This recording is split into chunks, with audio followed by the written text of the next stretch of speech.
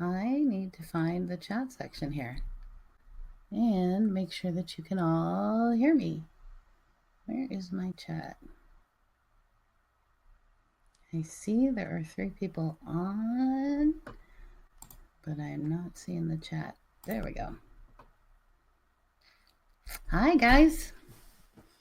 More people are joining. 7 people are on at the moment. Good afternoon. I'm kind of enjoying today's weather. I got the window open just a little bit because there is not sunshine. It's cloudy here in Phoenix, which is unusual, but very welcome at the moment. Yesterday was a little warm. One of us can hear and see. Hi, Tony. I'm glad because I can't hear myself this time. I think that's normal. Okay, people are saying hi. Hi, Ray. Hi, Kathy. We'll give another minute or two for people to show up. I can't believe that this is the 3rd webinar, that we have been doing this for 6 months. Hi, George. I have your email, George, all printed out for going through some questions today. Peter, London. Oh, I bet you guys have similar weather to us today. Or do you have sunshine? Mark, Graham from the UK. So we have London. You guys are UK well represented today. JD. Oh, screen keeps freezing for Tony.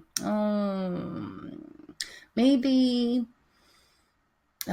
refresh your screen or get out and get back in. I'll give another minute. Let me know if anyone else is seeing any issues. Totally black for George, no sound. Okay, hold on a second here.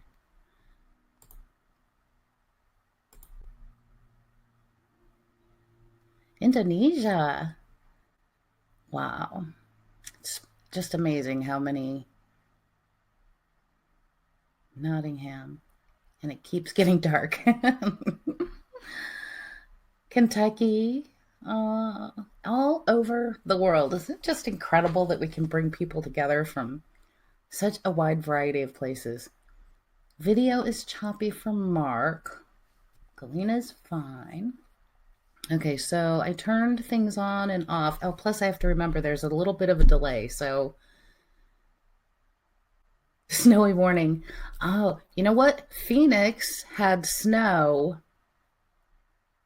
It's been 2 weeks now. It was so cold. We actually had snow, not in our city. In fact, we live in like this bubble of outside Phoenix that gets nothing. It can be raining all around us and we get nothing.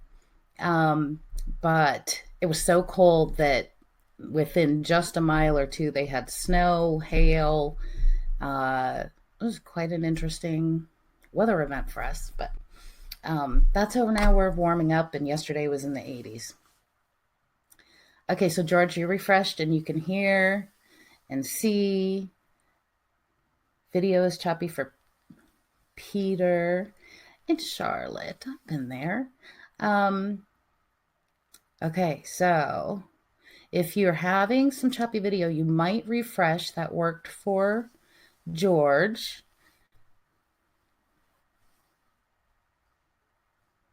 Voice is good, video delay.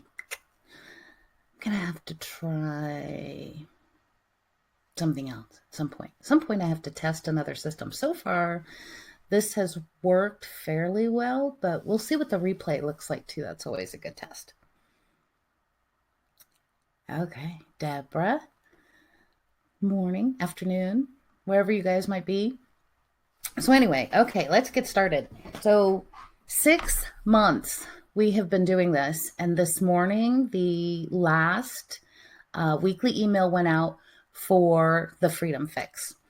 And if you've joined for the extended, you'll get your first extended email next Thursday. And I had, it was kind of emotional for me to put together the last email because it was kind of eye-opening about how much time had passed. And we had what? Let's see. So we worked on the 2 sites, and I put the results for both sites in the last email. If you haven't had a chance to read it, I think it was rather interesting, even for me, because even though I say constantly in probably every ebook I've written, focus on one project, because it's just you're really giving yourself a pay cut if you split your time across multiple projects, because you can't get any one of them to grow as fast as you could if you were just focusing on one. So you can get two things going, slowly, or you can get one that goes much more quickly.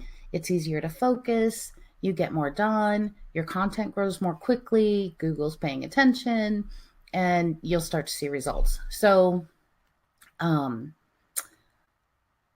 you saw that in the results.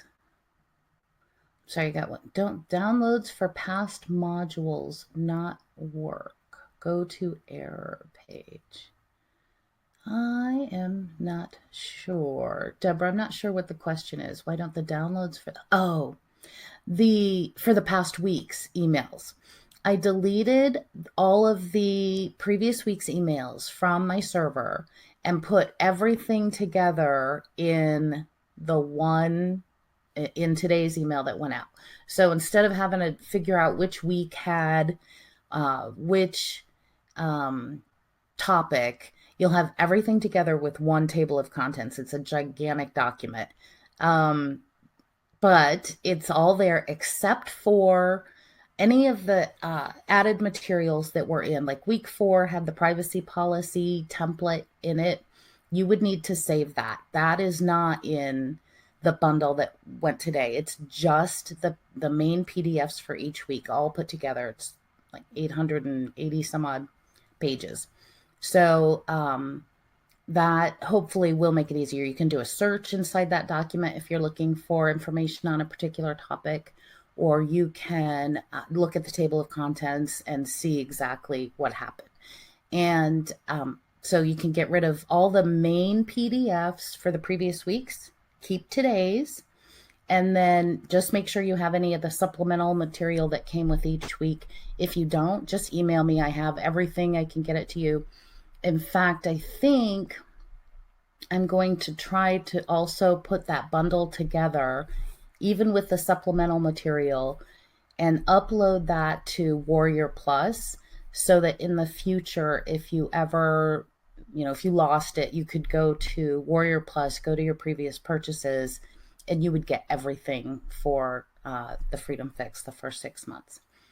I forgot what I was saying. Okay, so I'm looking back at the activity for the past 6 months, and if you read it, I think Tony, you said you'd gone through the document already. You'll see I got a lot done on the crochet site. I had, quite a number of posts. I had a lot more fun working on that site than I did on the Steam Up site. I can't imagine why. I mean, crochet, Steam Ups. I like both topics, but it's not like, I want to spend my time working with Steam Ups. I would much rather crochet. So you can tell I got more done on that site. I had more fun with it, but it took a lot of time to get that site up and put it together. And all of that was time that was taken away from the Steam Up site. And so the results on the Steam Up site actually dropped. I lost money on that site. So on the Freedom Fix Extended, which is the next 4 months, if you signed up for that, I have got to focus back on the Steam Up site, because what I want you to see is when you put your focus back on something that maybe you had let go for a little bit, you can turn it around. New site up, Steam down. It's all where your focus goes, Tony. So, I put one new post. I have, I think, 5 drafts of posts to put on the Steam Up site, but I just had a lot more time working on the crochet site. And so that went up, and I can't, the sale that I got 2 sales, I think, from the crochet site.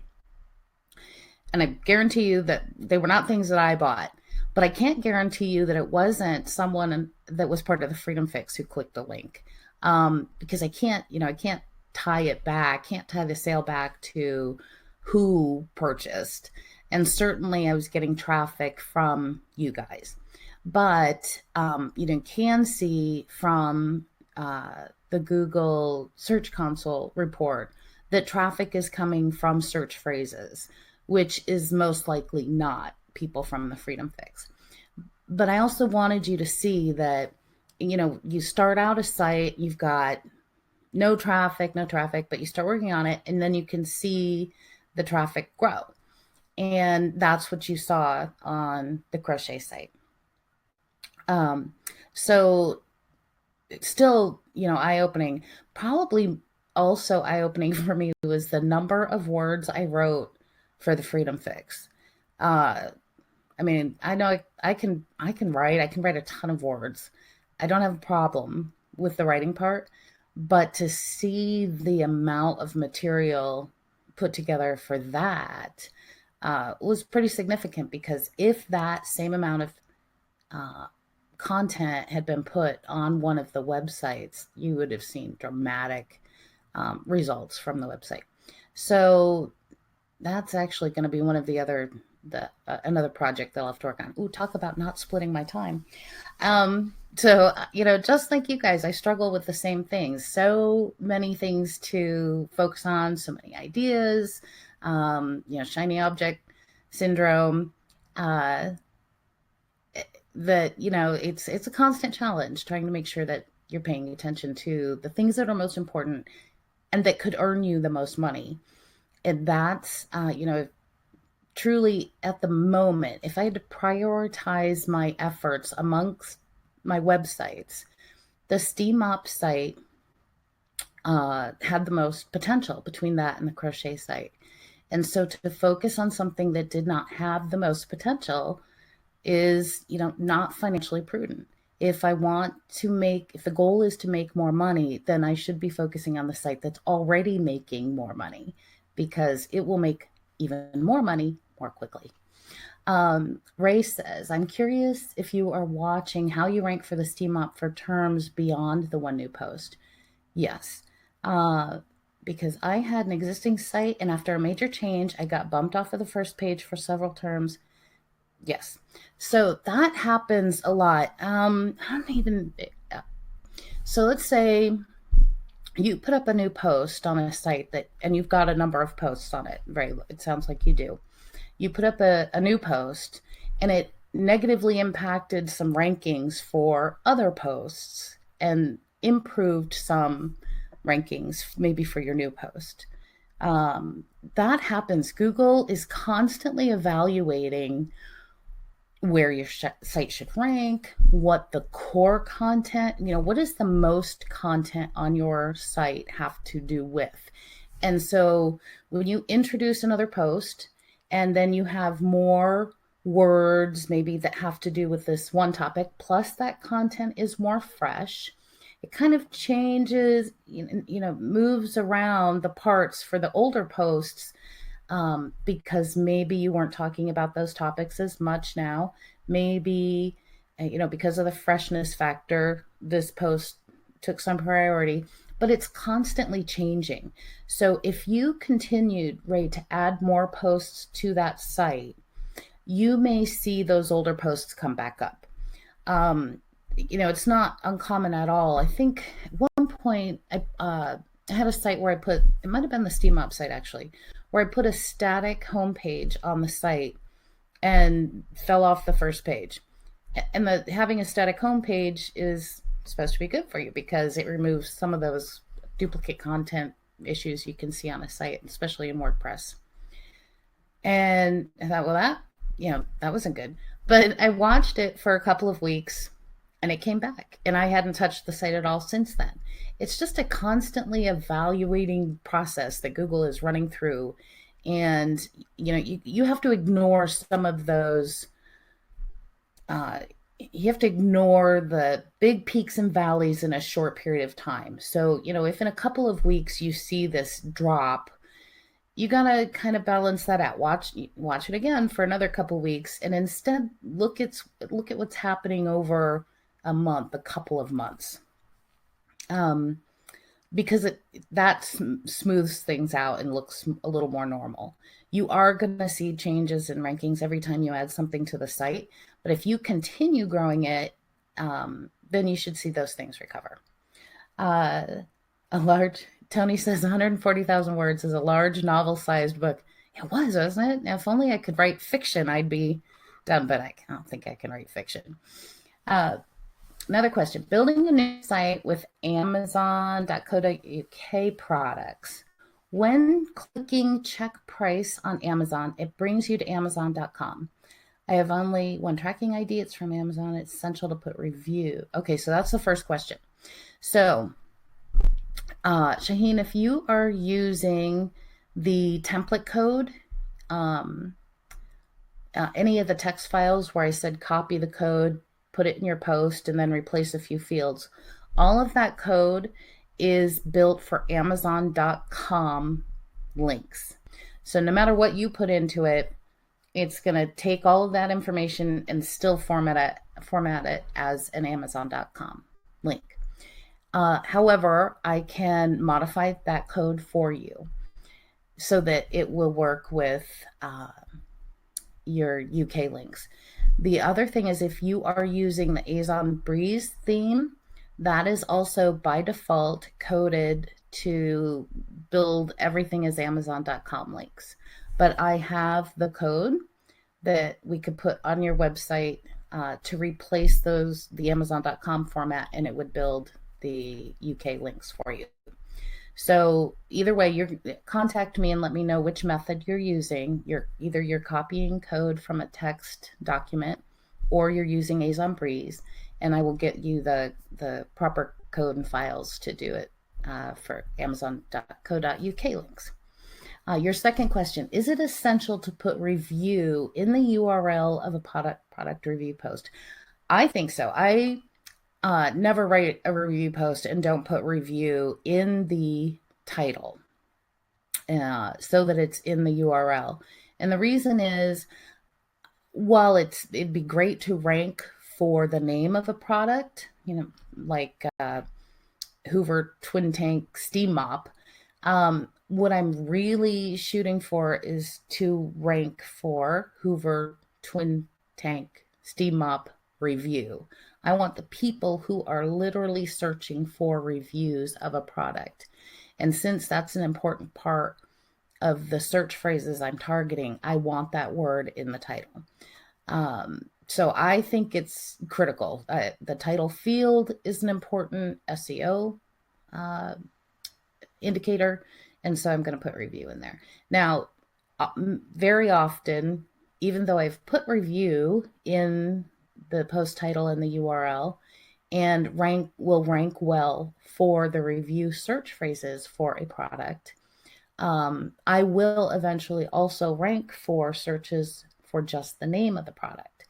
And that's okay too. I mean, that's great. But the people I'm really after are the ones who are looking for a review. Let's see. You want to do a single product post first and later change to a review post with more content without changing the URL. So you could put review. I see what you're saying.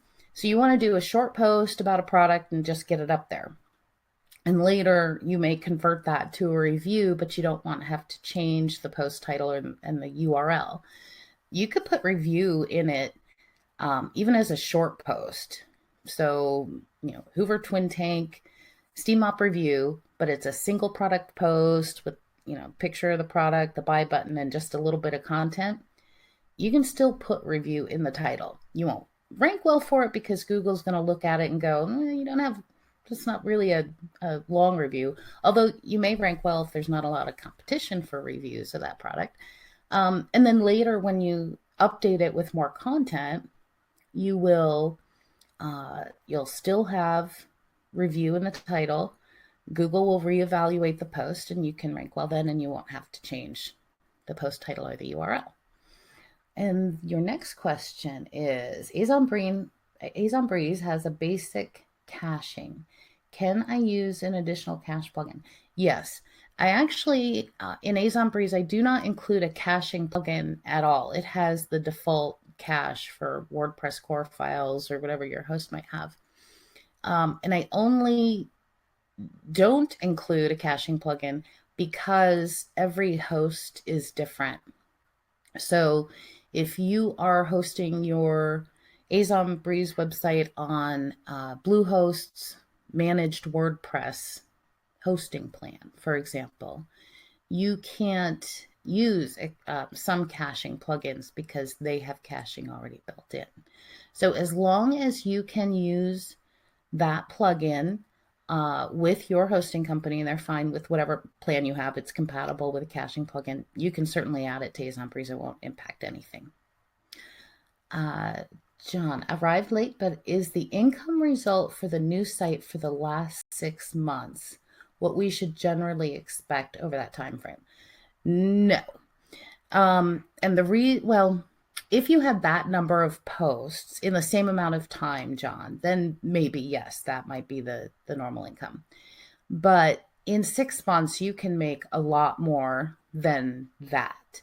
But as you know, my time is split between that site, some time on the SteamUp site, and obviously a ton more time putting the weekly emails together, considering, the amount of content in those emails.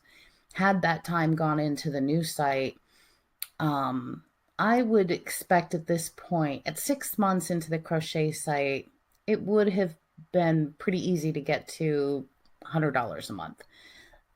But I would have needed more posts. And that's really all I would have needed, was more content on that site to get that there. But I think I put in one of the recent emails that sort of with the power of the snowman, right? It starts small, and you can see it in the traffic reports too. A month or two and you're getting nothing and no one shows up. And that's because you've got to build up that ball of content that's going to help you get into Google and get some more attention. And then things really do double, quadruple, more and more quickly. So the first few months, if you see no sales in the first 3 months at 20 posts, I'm not totally surprised. But after 6 months, if you have like 40 posts, you should be seeing sales every month. Might not be every day yet, but every month. And then if you keep growing, it'll happen. You'll reach the point where you're having sales every day. Okay, a bunch of questions came in. Do you think that Google RankBrain will have an impact on the long tail keywords we use and the relative short content? Well, Eddie, I've never heard of RankBrain. I mean, I can't really pay too much attention to every new thing Google does, because if you focus on the fact that you're building for the end consumer, then you might not, then it shouldn't matter what Google comes up with. But, okay, so what is RankBrain? And you tell me what RankBrain is, and I'll look at the next question. Can I use a PBN to rank for the target keyword? I would not. I absolutely would not. That's just asking for trouble. So Google will eventually figure out that you're playing some games to rank well, and it'll just toast your site. So I wouldn't do it. Can I use more than 5 words for the post title, but Yoast says it's too long? Should we obey the Yoast suggestions? No, I do not. The only reason I use Yoast on my websites is for the ability to no index certain categories or types of URLs on the site. So I don't want my category URLs in the index, and I will use the Yoast plugin to say so. I also use the Yoast plugin to help me control what I'd like to have show as the meta descriptions for pages or posts in the homepage. But whatever Yoast says about the readability of my content or the amount of times I've included a keyword, I ignore it. I follow my own rules because I find that the Yoast plugin tends to want me to over optimize my content. The Yoast plugin has been around for years, and initially was written under the old guidelines that used to work in Google, where you include your keyword 20 times, or, a density rate of like 10-15%, and you're golden and you could rank. And there, I still think the Yoast plugin has a little bit of that still built into it. But that's not the way that Google operates today. And so I tend to ignore what that plugin says. 3, Yoast suggests keyword density more than 5%. Is it okay if we put less? Yes, it's okay if you put less than 5% keyword density. You don't want to be too much lower than that, because if you're too far under, then even though Google is looking at all of the words on your page and is able to sort of read content in a way electronically, if you don't have enough of your keyword, it may be interpreting your content as being about something else. So 5% is a good benchmark. Victoria, big sites started to use your best keyword and pushed you down. That was your most productive keyword, and now you're not making much. Income plunged. Still ranking for smaller keywords, but wondering if it is worth going to create authority site, as would be a huge amount of work, or move on to other things. So you were ranking well for a best keyword, and it sounds like multiple sites targeted the same keyword, and you lost some of your rankings. The way to regain that is to go back to that post and add content to it. You've got to outdo whatever content the other sites have. And even more than, just by a little bit, because if they're an authority site, then they've carried some weight already. But that doesn't mean that Google will think their post is the absolute best post on the website to show to people searching for that phrase. If you write a better post, and I can't stress this enough, this is the place to get all the information anyone has ever thought about of this topic, because you've put that much thought into what people need to really know.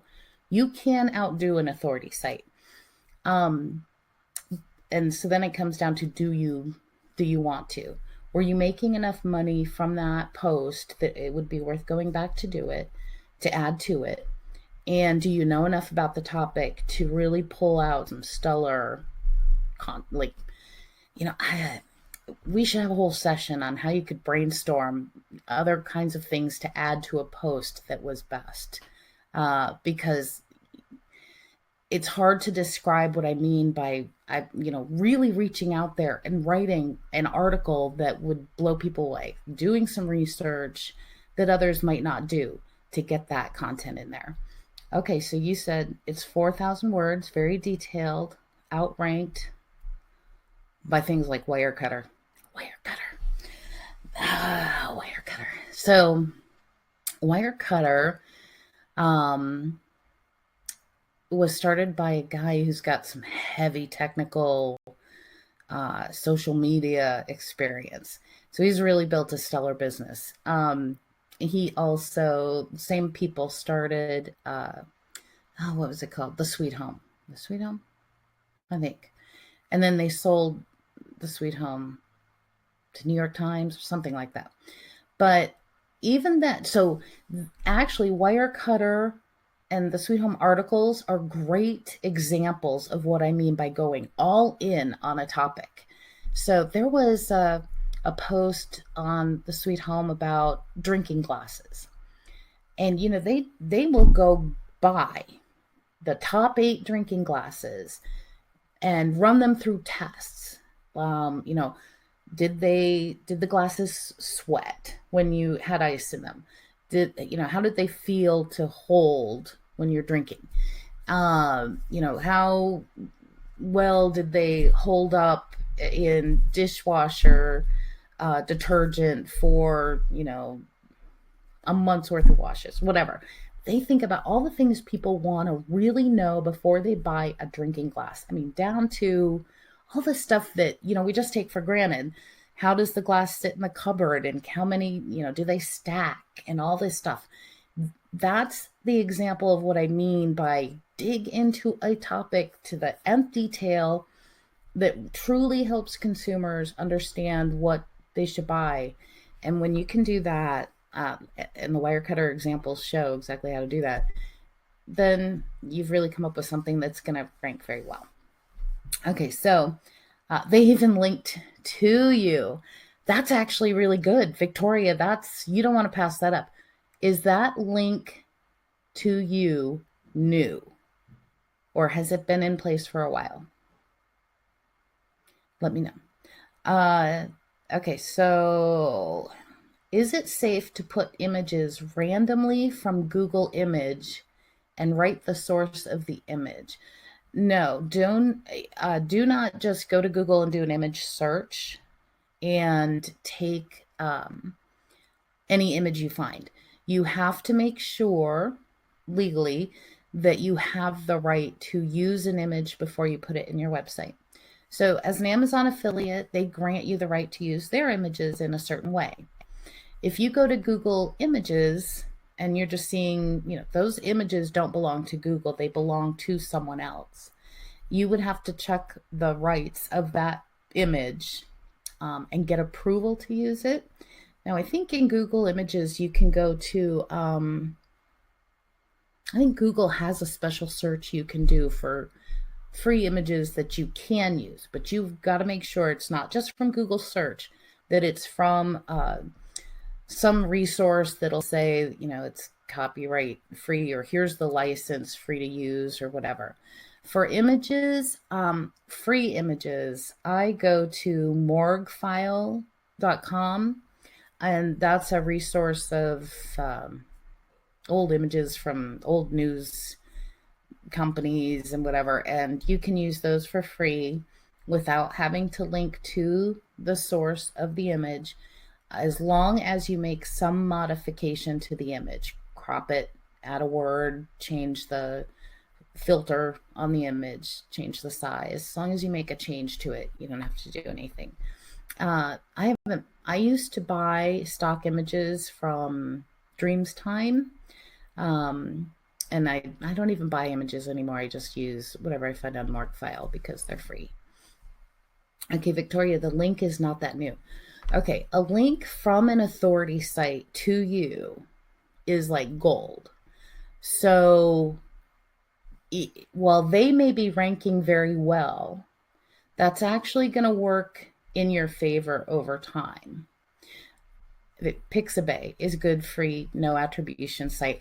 I keep hearing about Pixabay, and I don't know why I don't use them. Maybe I got hung up on using Morguefile, but I have heard Pixabay is very good. So Pixabay, Pixabay.com, I think it is. And Pexels, Eddie says, Pexels.com, also free images. So definitely, there's plenty of sources out there for free images, so you don't have to risk using someone else's. And you can get in trouble for using someone else's images. My brother had he paid someone to build a website for the business he and his wife were running. And that woman had used an image she wasn't supposed to use. And my brother and his wife got sued. And I think they settled. I think initially it was for $40,000 was the claim. And I think they settled for like $2,000, and they were able to get the person who built the website to pay the fee. But people will come back depending on where you got that image from, and they can go after you. So it's just not worth it. There's plenty of sources for free images. Okay, so Victoria, an authority site links to you. Like I said, that's gold, because depending on how they've linked to you, and we can actually check it, if they put the link in and did not mark it as no follow, that passes some of their ranking power to your page. You do not want to pass that up. So if you think you can outdo them, even if it takes you a little bit of time, maybe you revise the post, you do one revision and get some more material in there, and a month down the road you revise it again and you add some more material in there, you could outrank them over time. So if you were making good enough money from that post, I think I would give it a shot and work on continuing to revise it. Just may take a little time, but you could get back up there. Okay, Okay, so we talked images. You said the link was not that new. Okay. Pixabay has limited images and not easy to find exactly what you want. And the same goes with Morgfiles. Some of the image quality is yucky. I can't think of a better word for it. They're not the stock images that you would see on some sites, but I can usually find enough of what I want that I can then import that image into Canva and modify it, change the filter, add some stuff, and then it looks better. Now, plus, Canva itself has lots of images, templates that are done for different, when you log in, you see all the different, like, you want to create a book cover, you want to do a Twitter image, you want to do a whatever. Go in and test some of those things, because even if you don't want to, even if you're not trying to create a book cover, or you're not trying to create a menu, or you're not trying to create a poster, some of the templates they have could still be used for whatever else you wanted to do. And that can save you some time using those things. Okay.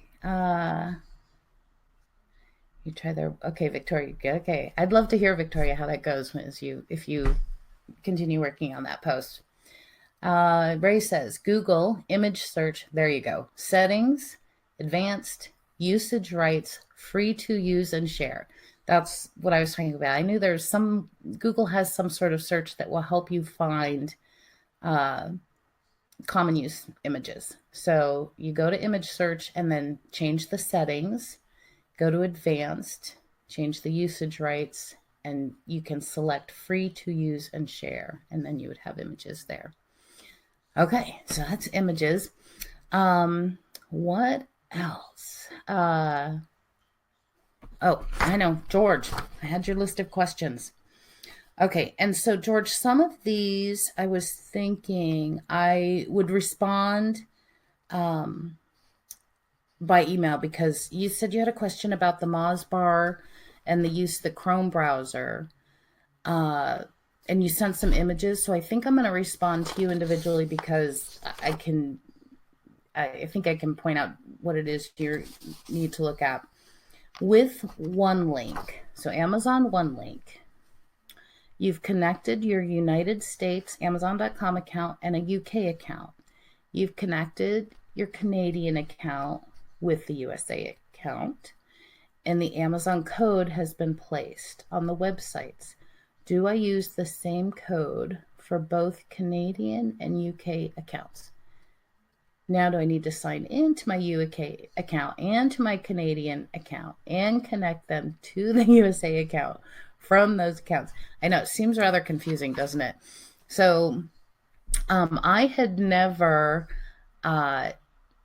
even, no, actually, I must have applied for an Amazon.ca, so Canadian Amazon site affiliate account at one point, because when I went to sign up again, it said I had used that email before. But I'd never done anything with it. I focused on the US. I didn't want to have to worry at the time about all the different payment methods, and I did even ignored Amazon OneLink for, obviously quite a bit of time, because I think it's been out for a while. But in looking at the traffic and showing you how you could leverage that international traffic, I wanted to follow through on those steps. So if I understand correctly, OneLink is only available through your Amazon.com account. You have to have an account at Amazon.co.uk and Amazon.ca, and then you connect those to your USA account. You don't need to go to your Amazon.ca and connect your USA. Just in your USA.com account, you connect the other countries. And so, of course, I notice now when I log into Amazon, one of the first things I see is international reporting, and it'll tell me all the information by country, instead of, to the main dash, or when I hit the reports button, it takes me to the international information instead of what I was used to seeing. So it's taken a little bit of time for me to adjust to that. Um, but I think that's what you were asking. And so, yes, you just want to attach your you want to attach your international accounts to Amazon.com, put the Amazon.com one link code on your site, and then you're good to go. But the big point is it only works with text links. I don't have a lot of text links on my sites, so I'm going to have to go back and add some of those, and you may too, in order to actually take advantage of that traffic. Question, anyone ever use Payoneer? Is it safe? I have not had to use Payoneer, but I do know people who have. I have not heard of any issues with folks using Payoneer. And if that's because, if you're considering Payoneer because Amazon, excuse me, wants to send you a check and you want to do direct deposit instead, Payoneer is an option. But keep an eye out because it sounds like Amazon is slowly making changes about how it pays international affiliates, and you may be able to at some point get direct deposit through them. But I have not heard of anyone having issues with Payoneer. If anyone has, please add that to the comments section. Okay, so site speed. That was the other issue. George, you had a question on the site speed stuff. Actually, I think we could look at some of this. Let's see, does anyone else have questions about the site speed stuff? Do you find it confusing? I'll wait a second in the meantime, Eddie says, what's your average conversion for Amazon? About 8%. That's usually what I have, Eddie, it's in that ballpark. On review sites, if I have enough content on a review site, I tend to get more, maybe 10 to 12%. On very broad sites that I might get 3 to 5%. So if I've covered too many things across sites, I might not get as high a conversion rate. But in general, around 8% is a good conversion rate. Okay, we're going to cover the site speed stuff. So on Google Page Speed Insights, Google has a tool that will help identify other site speed improvements you can make, and it offers you some resources to help you get the job done. So this is what George is asking the question, and that is what I had written in, I think it's week 7. So you have screenshots from one of your sites. Optimizing images is a problem.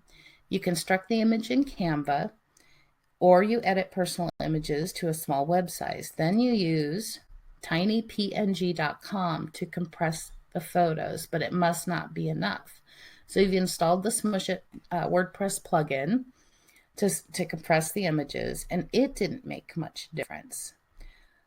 So you have these problems. Okay, so let me try to screen share here. Okay, let's see. Let's go. Bear with me here because it's been a while since I've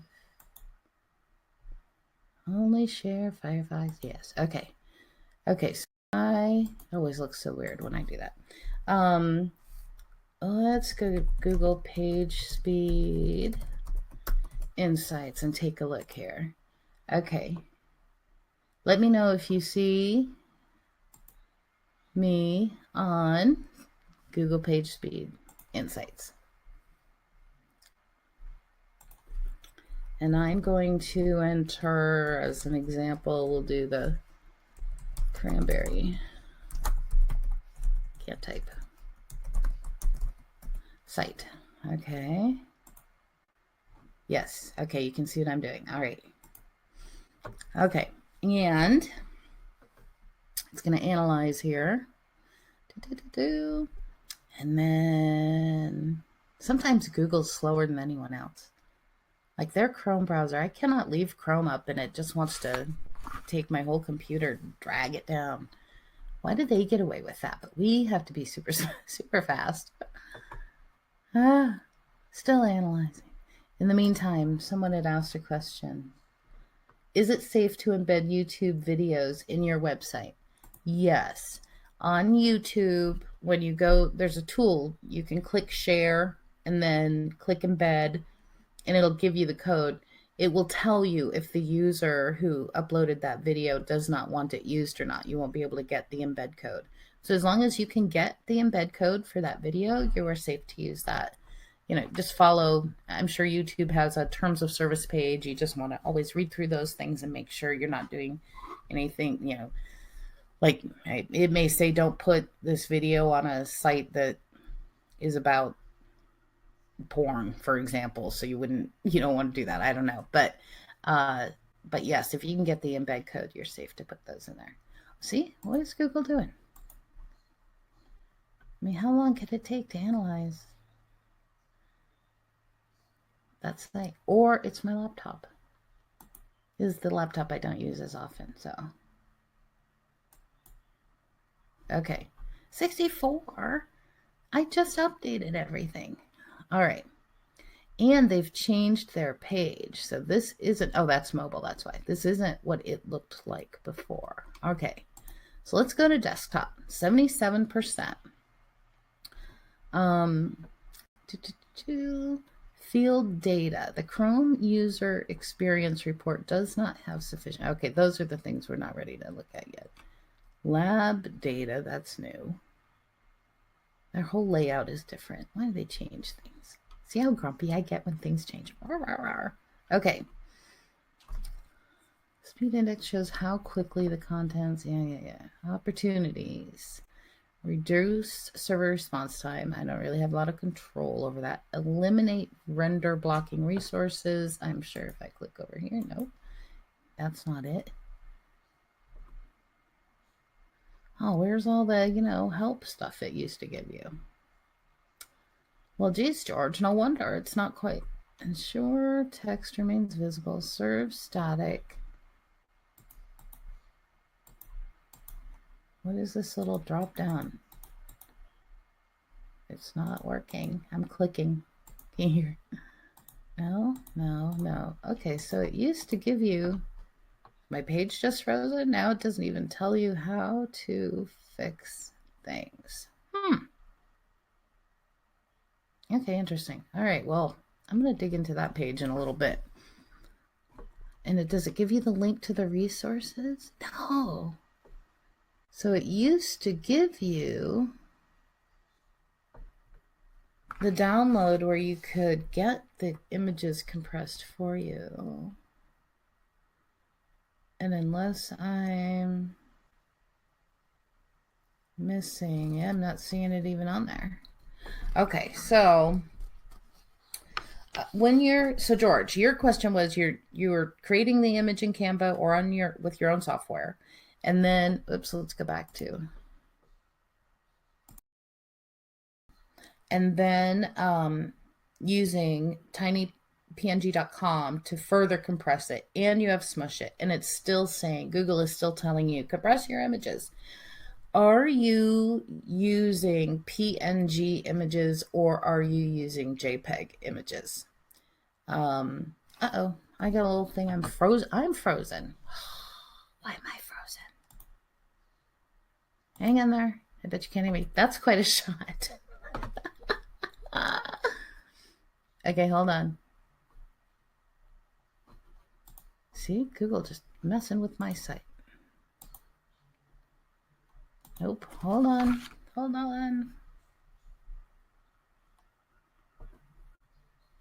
I'm back. Can you hear me? I was frozen. I gotta take down that Google tab. Okay, can you hear me? Are you guys still there? See, I can't go bring up a Google page. All right. Yeah, right. Crochet site used to be screaming fast. I just ran it on GT Metrics, so I'll have to check it out again. So, and because Google changed what they're measuring, we're gonna have to take a look at it. But so what I was saying before I froze oddly on my own screen here, George, are you using you believe they're PNGs. So when I go to Canva or create my own images, I go to JPEG. First of all, JPEG's always, for whatever reason, I'm not a photo expert, but it's a smaller file size than PNG. So I'm starting with a smaller file size already, and then smush it to compress it, and that's it. And sometimes it'll still say I need to further compress the images, but starting with JPEG to begin with will usually get you past that recommendation on Google. Then, do you do anything with the YSlow part of GTmetrix score? Sometimes, depending on what it says, although YSlow doesn't seem to pick up the caching that I have in place. So I tend to ignore that and just make sure that everything else says it's okay. So those were the site speed questions. So I'll go back through the Cranberry Crochet site and check. Ray says you're at 98, so something's different on my end. I'm telling you, it's the laptop I'm on. It's something, although how that would impact anything, I don't know. I have to think that through. But you've given me an interesting thing to check.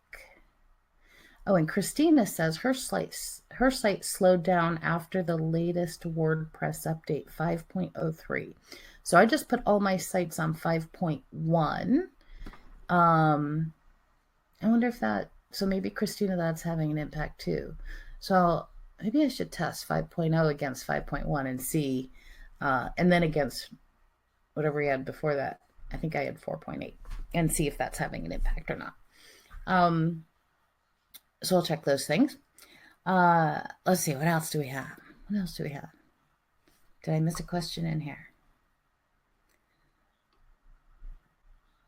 Oh, there we go. So we talked about YouTube videos. Tony said product, and that's a good one. Tony said product manufacturers will sometimes have a press link on their websites where you can get images from and use them legally. You could always ask those that don't. Correct. If you're going to include a product on your website and you can't find a really good image, go and it's a brand, even if it's a smaller brand, bring up their website and look for press or a link to their press department, their press kit. Sometimes it's in the about section. Sometimes they have a file you can download that has images. I mean, they're thrilled to have people talk about their products, and so you might be able to do that. All right. Speed Guru.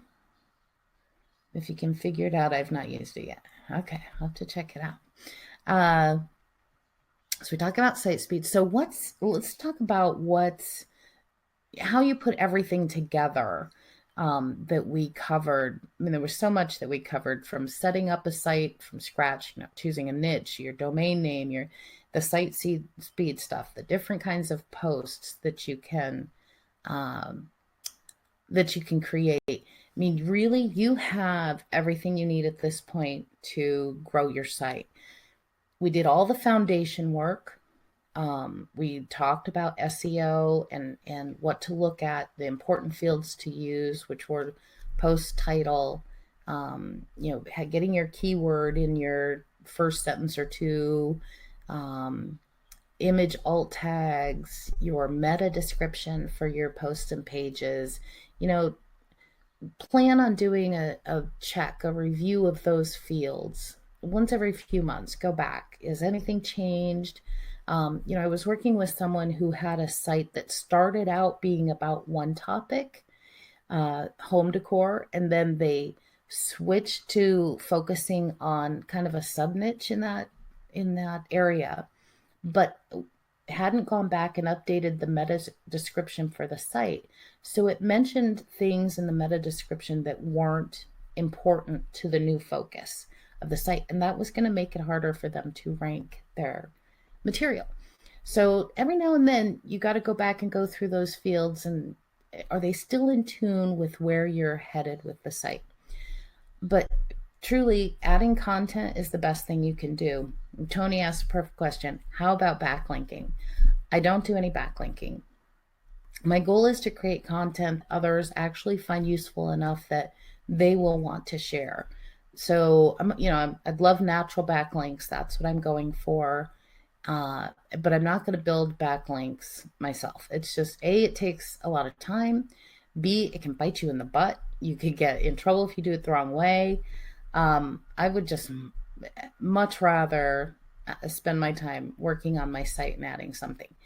The only kind of backlinking I do, and it doesn't really count as a backlink because it literally doesn't count as a backlink, is to drive traffic from Pinterest. And we're going to cover that in the extended section because you can get a lot of traffic from Pinterest in a fairly short order if you, depending on your niche and how much time you put into it. So I don't build backlinks. The SteamOps site actually has, or had, I'd have to check again, a backlink from consumersearch.com. And it must have been that they did not have a page on SteamOps at any point, or at some point. And then as they built it, it just happened to be when my site was ranking very well. I was actively working on that site. And so my site is listed as one of the resources on the consumersearch.com site for SteamOps. That's the kind of link I'd rather have than spend my time on, links that might not get anywhere. Focus on the content. The other links can come. Use Pinterest to drive more traffic. And I think that's just easier overall. Shaheen, how do I insert images or video in a single product post for Azon Breeze? And is there a way to change visual mode to text mode? Okay, so if you're using Azon Breeze, no, there's no way to switch from text to visual. And to put another image or a video in a single product post would require change to the code. So on the other 3 post types, the multiple product post, the list post, and the how-to post, I put a field in Azon Breeze where you could add a Pinterest image and then use that image as the featured image for the post. And I don't have it in the single product post because of the short amount of content. So you have the product image and you have the buy button, and then you have a little bit of written content. And to put another image in there didn't make sense for a single product post. But if you want, we could change the code so that you could put one in there. And I would just want to know where you'd want to position it on a regular basis. It would always have to be in a fixed spot. So either at the bottom of all the content or something like that. Have I used Optimizilla to change the size of pictures so they load faster? No, I have not, but Lyle, that sounds like something I would check out. I have not used that. Ray says, how many posts do you have on your 1,000 per month sites? So any site making 1,000 or more has at least, I would say 100 posts. But usually they're making more than 1,000 that way. But 100 posts is a good number to have on your sites. If you have cPanel, there might be a site optimization button. Oh, it enables compression for everything on your site, but you have to check that your PHP version is gzip enabled. You check it in PHP version management if your host has included that, or ask your host to enable it. Thanks, Christina. That's a bit. So, George, that may be an option for you as your host. cPanel may have an option to help compress all images across the board, but you have to check to make sure that you've got gzip enabled and your PHP version is compatible. But when I respond to your note, we can go back and forth on the other on that issue too if you need to. So okay, so how you put it all together, really content. And sometimes that is the most boring part of building your site. So yeah, it'd be, do we build backlinks? Can we get there faster? Can we do this? Can we go there faster? Nope. Really sit down, write some posts, plan out some posts, get the content on your site. You need to practice thinking about what you want on your site for your visitors' sake. What would they really like? Sometimes that means studying, example sites or similar sites to get some ideas, but you got to think longer term. So we got the site up, we've started some content, we started some keyword research, but you got to start now connecting with the people who are visiting that site. What might those people want? How could you get it for them? And then you're going to have to write it or hire someone, or at this point you're starting to talk about what you're managing a business. How are you going to grow it? Who are the people you're trying to reach? What can you give them? How can you get that? And you don't have to pay, you don't have to hire anyone. I'm a one person shop. I don't have anyone who handles my emails. I don't have anyone who builds my sales pages. I don't have anyone who writes my content. I don't pay anyone to do ebook covers, images. That's why my sales pages are weird. And, it's me. It's just me building my website, email list, sales pages, the whole bit. So, you do not have to pay someone. You can get started in this business with nothing more than your domain and hosting. But it takes some diligence, it takes some research, and it takes some practice. Christina is saying that will not just compress your images, all of your files. So everything will be smaller. So will that do, I'm gonna have to check that out, Christina. So will that replace minifying files, or does it handle the whole thing? Or on top of minifying files, would you get additional site speed boost? Okay. Aglina says, is there a way to add the review template to the Azonbreeze theme? Yes. Initially, when Azonbreeze first came out, I had a review template in there, but I didn't like it. It didn't match up with my own method for you've seen now in when we covered writing review posts, that I go through this whole process and come up with the subtitles I want for a topic. And that review outline just didn't match what I would do for myself. And so I didn't want it in there. I took it out. I thought it just made things too complicated. But I have an idea for adding it back in a way that it could be more customized for any product. So yes, it could be added back in there. You say years ago I bought one of your products which included it. Yep, Azonbreeze had it, and after you'd installed the later Azonbreeze version, it was gone. Now you have 80 posts on your site. You're worried that if you decide to uninstall the current theme and install the previous one, it may break down. It might, but it's not something that can't be fixed. So in Azonbreeze, there are some compatibility issues between different versions. So the earliest version, if you tried to upgrade, it might not work. But all the data is still there. It's just that the fields were called something else, and I would have to rewrite the code to make sure to grab the right fields. So if you ever upgrade to a version, a different version of Azonbreeze, and nothing's working as it should, or some of your data isn't showing in your posts, it's still there. It's saved in your SQL database. It's just that the code in the files for the theme aren't written to match the names those fields have in the SQL database, and that would have to change to fix it. But always back up your site before you do anything anyway. Then you could put the old theme back on and contact me and explain that you had an issue. Kathy, I missed your question there. Sorry. You would like to close down one of your sites and put some of the articles on another site. What is the best way to do that? So you have a site where you, okay, so you want to shut the whole site down and put the articles on another site.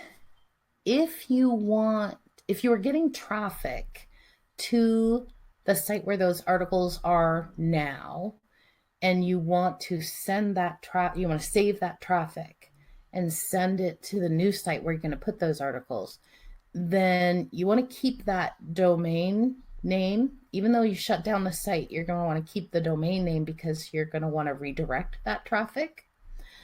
But if you're not getting traffic to the old site and you just want to take it down and then just move the content over to the new site, you can do that and get rid of the other domain.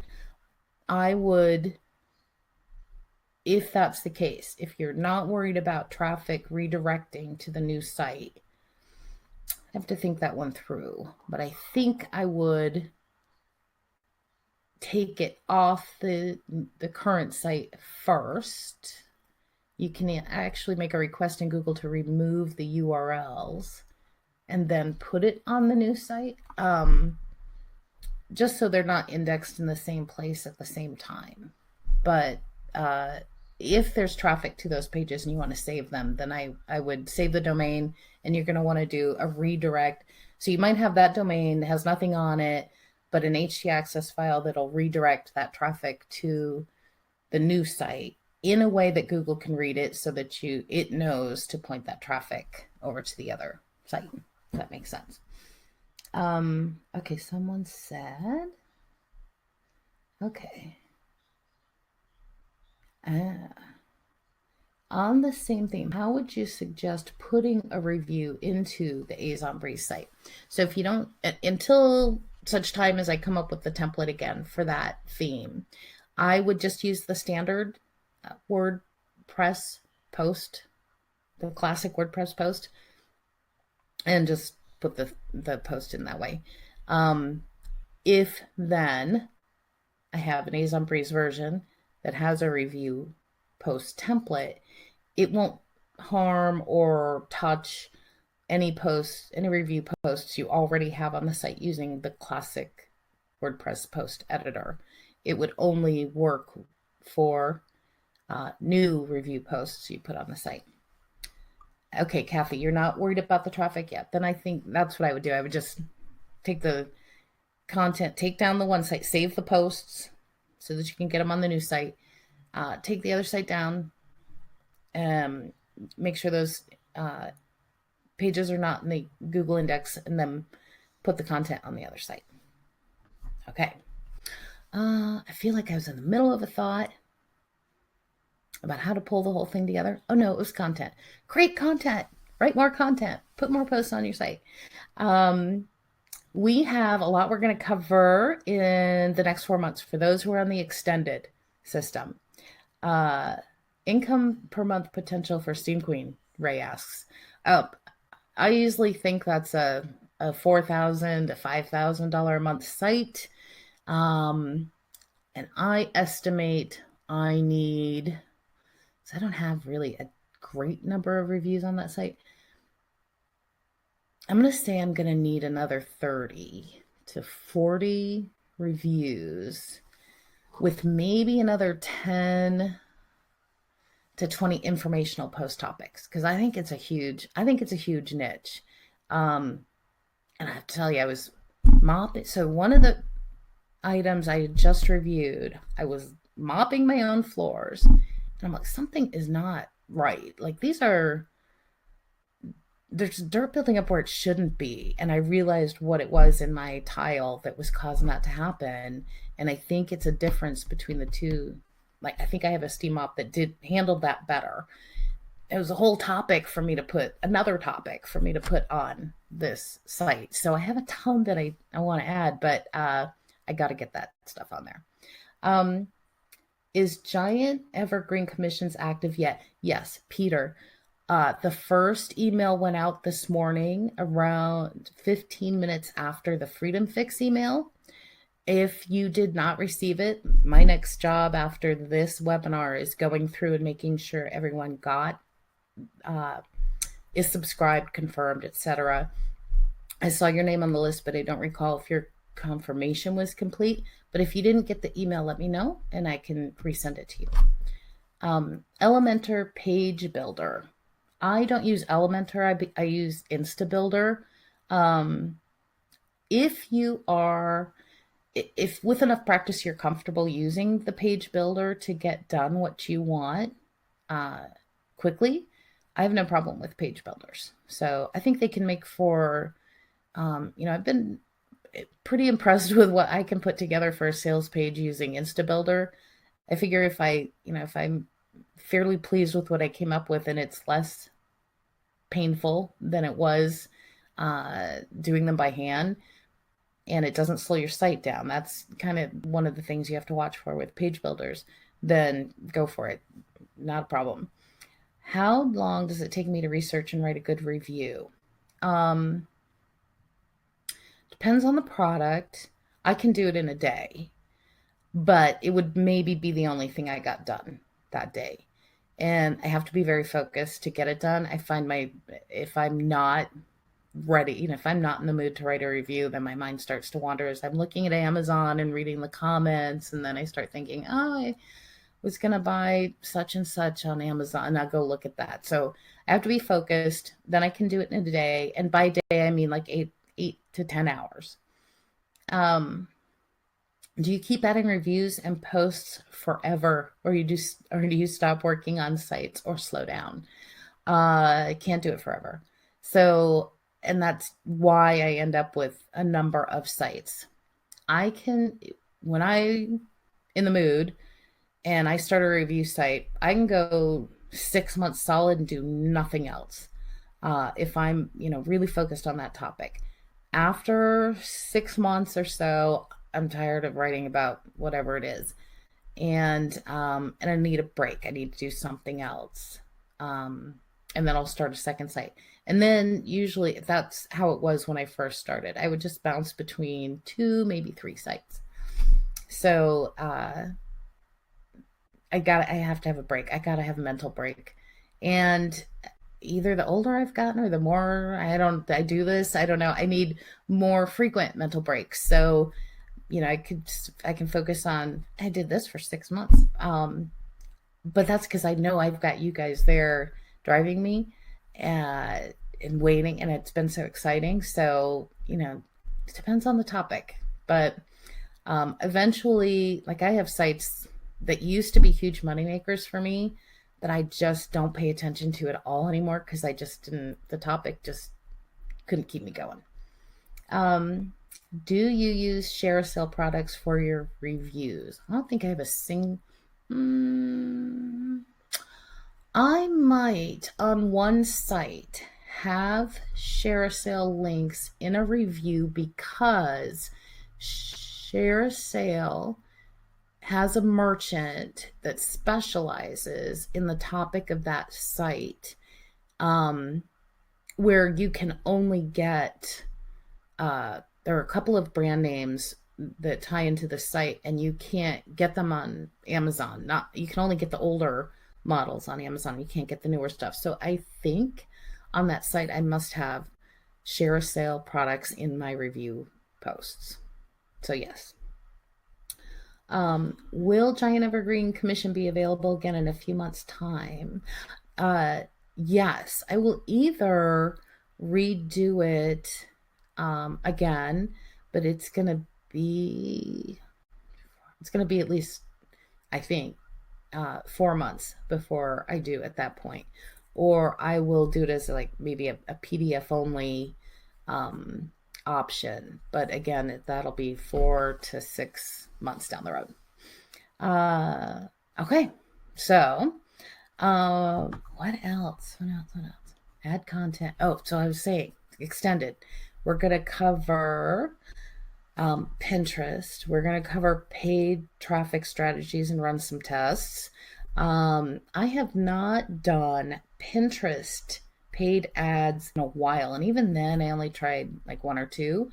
We're going to take a look at doing some of that for our websites.